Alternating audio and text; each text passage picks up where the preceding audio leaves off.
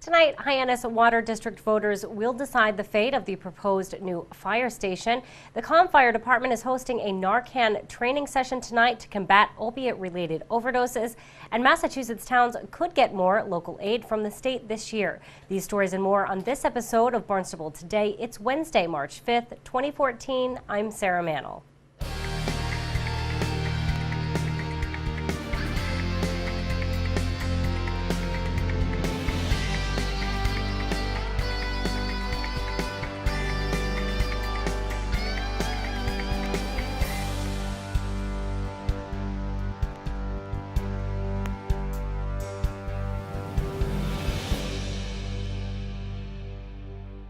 The town of Barnstable could get more state funding this year when it comes to local aid. Finance Director Mark Milne says the governor recently released his proposed budget for the next fiscal year. Well, the governor has proposed for local aid an increase of about $100 million overall. And all of that has essentially been added to what's called the Chapter 70 for Education Aid category, with all other aid categories essentially remaining level funded with the fiscal year 14 amounts. And so for Barnstable, that increase in Chapter 78 comes to about a little more than $500,000 increase in Chapter 78, which is better than what we were projecting at the beginning of our FY15 budget development by a couple $100,000. So that was good news. Some changes to the governor's budget will most likely take place as the House and Senate craft their own versions. The state legislature is expected to finalize the fiscal 15 budget in June or July. The Marine and Environmental Affairs Division is getting ready for the annual herring run. In an effort to gauge the success of the species, herring are counted every year by a number of volunteers. This year, the department will cut a small path off Riverview Lane in Centerville to allow better access to that run. The Conservation Commission unanimously approved the plan this week. And if you are interested in volunteering for the count, 3 Bays Preservation is holding its annual herring count orientation this Saturday. That's going to take place from 1 to 3 p.m. at Liberty Hall in Marston's Mills. The herring count begins when the water reaches 51 degrees. The Centerville, Osterville, Marston's Mills Fire Department, along with the AIDS Support Group of Cape Cod, will hold an opiate overdose awareness class at COM headquarters on Route 28 in Centerville tonight. We talked about the event with EMS officer Jason Davern. We share that interview with you now. I'm Sarah Mannel with Channel 18 here with Jason Davern, COM EMS officer. We're going to be talking a little bit about the epidemic with opiate overdoses. We've been reading a lot in the newspaper lately about how these have been spiking, not just in our community, really, but nationwide. Have you seen those numbers go up as well in COM? We have. Within the last 6 or 8 weeks or so, we've seen a significant uptick in the amount of overdoses we've been dealing with here within the COM Fire District. It's really jumped by about 300% over the past 2 years, just in this last 6 weeks or so. 300% over the last 2 years. Mm-hmm. We have numbers, these are really rough numbers. From 2012, we had just 1 overdose in the first 6 weeks of the year. In 2013, we had just 3 cases. And already in 2014, we've had upwards of 8 cases, 1 including a fatality of a young man, local student. Do you know what's causing the spike at all? I mean, have you guys discussed what may be contributing to this? Well, I guess there's several reasons. We've been in contact with the AIDS Awareness Group of Cape Cod. We kind of called them for some guidance. And in fact, we had a meeting last week with all the town of Barnstable fire departments, a representative from the town council, as well as the police department, and the AIDS Awareness Group. And it appears that with some stricter laws regarding pill distribution in Florida and other places, there's been a shortage up here in the Northeast, and people who are addicted have turned to heroin because it's more readily available. It's a lot cheaper. I'm still learning kind of how this is all working myself, but that's some of the information we've been told to this point.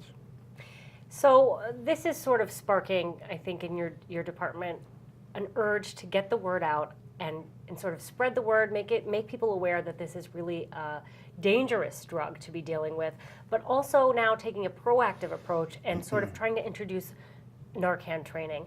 For our viewers who may not be familiar with Narcan, what is Narcan? Well, Narcan's a medication that's used frequently by EMS and hospital personnel. It actually reverses the effects of opiates. So if you overdose or take too much or whatever the case may be, it literally blocks the effects of the opiate and brings you back to pretty much a normal state, which can also be dangerous because some people have such a high tolerance of the drug in their system, and we rapidly take them out of that high, if you will, a euphoria, that they become very sick, very irritable, very sometimes violent. So, you know, it's a danger to us as responders as well to give this medication, although the medication itself is harmless, but the effects can be. I was reading that not everyone can conduct these trainings, and is that why you're bringing in the AIDS awareness group? We are. This is a program through the Department of Public Health. It's a pilot program to basically give Narcan to friends, families, loved ones of people who may be using opiates and who are at risk for overdose. We, as fire department people, are not allowed to teach and give this medication out, although we can use it within our regular treatment daily. So the AIDS Awareness is authorized to do this. AIDS Awareness Group, among many other not-for-profit agencies, are able to do this, and we just happen to partner with the AIDS Awareness Group at this point to offer them a facility, to partner with them to get the word out, to let the public know that the fire department cares. We want to try to prevent overdose as opposed to have to run out on a 911 call and treat the overdose where it could be too late at that point. So let's walk me through, if you can, a little bit about what's going to take place during the training. Well, from what I understand, the training is going to be next Wednesday at 6 p.m. here at our headquarters station. The AIDS Awareness Group people will conduct the class. And from what I understand, it's going to offer the participants what to look for if someone's overdosing or if they may be using. There's certain signs you may not realize within your home or wherever your work site. There may be evidence of people using, and if they were to overdose, what to do, you know, what their symptoms may be. Be it not to put you on the spot, but sure. What are some of the signs or symptoms that someone may be first using and then that they may be overdosing? Well, as far as overdose, I mean, that's something we would see more commonly. People become unresponsive.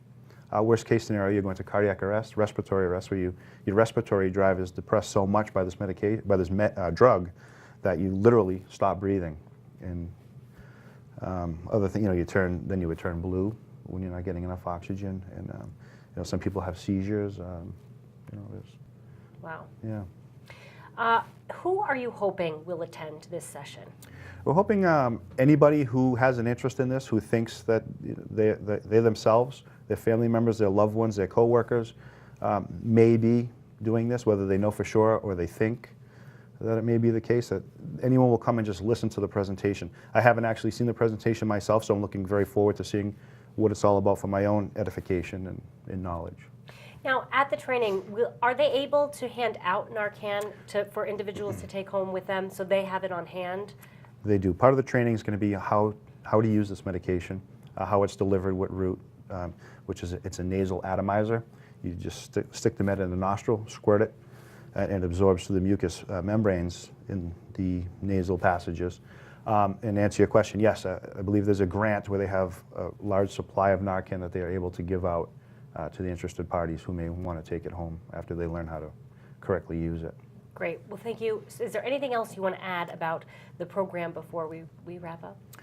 No, I mean, I think this is a great opportunity for people. It's bringing it closer into our community to educate. I'd like to thank the Barnstable Police Department, the other local fire departments, the other organizations out there that help with this on a daily basis. And to the people who may need help, you know, take advantage of programs like this. I think it could save your life one day. Great. Thank you so much. You're welcome. I really appreciate it. The public is encouraged to attend the Narcan training session. The event begins at 6 p.m. tonight at COM headquarters on Route 28 in Centerville. Hyannis Fire District voters will vote on the proposed new fire station tonight. Fire Chief Harold Brunel says the new facility would improve response times, include more room for training, and bring the current facility up to code. The vote will be held at Barnstable High School tonight at 7 p.m. For Barnstable Today, I'm Sarah Mantle.